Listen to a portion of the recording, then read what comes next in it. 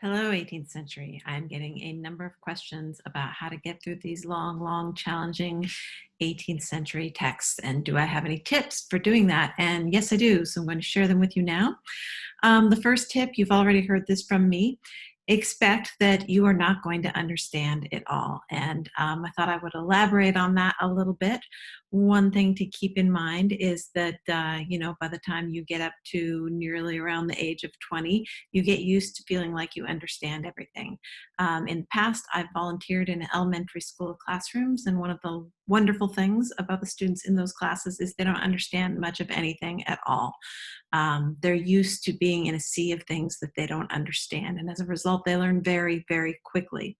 And those of us who are older and more oriented in the world and have gotten more accustomed to being able to understand most of the things that we see, or at least to think that we understand them, we get a little lazy.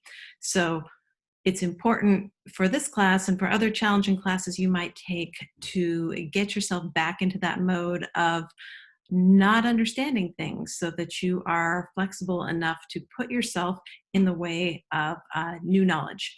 And that's the second part. The second thing I want to say is that inevitably you are going to pick up more as you go.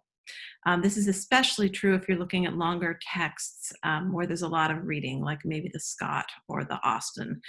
You're going to start that and you're going to feel completely lost, but as you go, you will get more and more familiar. This is also true of dialect reading that you might be doing this term. So think about it. How many of the words you know did you look up in a dictionary? Almost none, right? The vast majority of your vocabulary you picked up just by being immersed in it.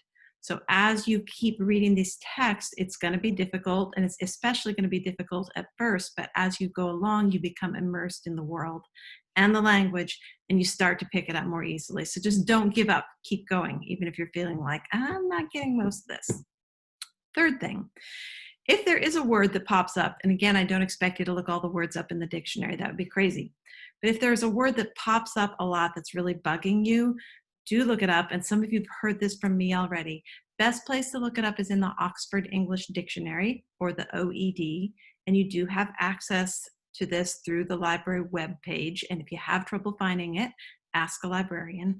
But the Oxford English Dictionary will not only define words as we use them now, but it will also give you the history of the word, so you can find out how it was used in the 18th century.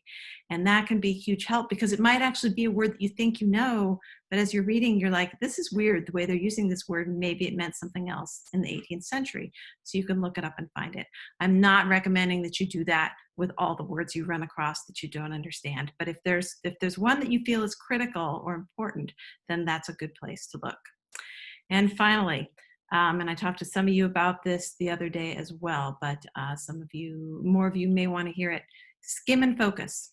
So what you want to do is you want to read for the whole picture so that you have a general idea of what's happening. And maybe you don't read every word, maybe you just kind of scan down the page.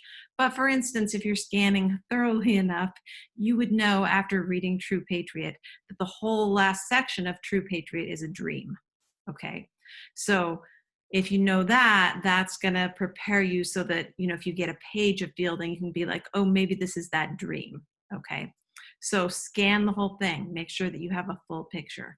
Then go back and focus on some passages that you think are important. Maybe they relate to something we've been talking about in class. Maybe it's just something that you're personally interested in.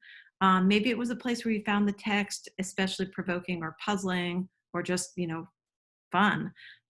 So go back, and after you've skimmed the whole, go back and focus on some sections in particular and feel that you have a really strong grasp of those sections. Or if you're still lost, that at least you have a grasp of why you are lost in those sections.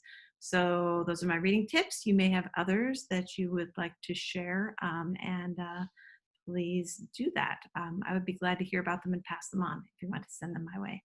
Thank you.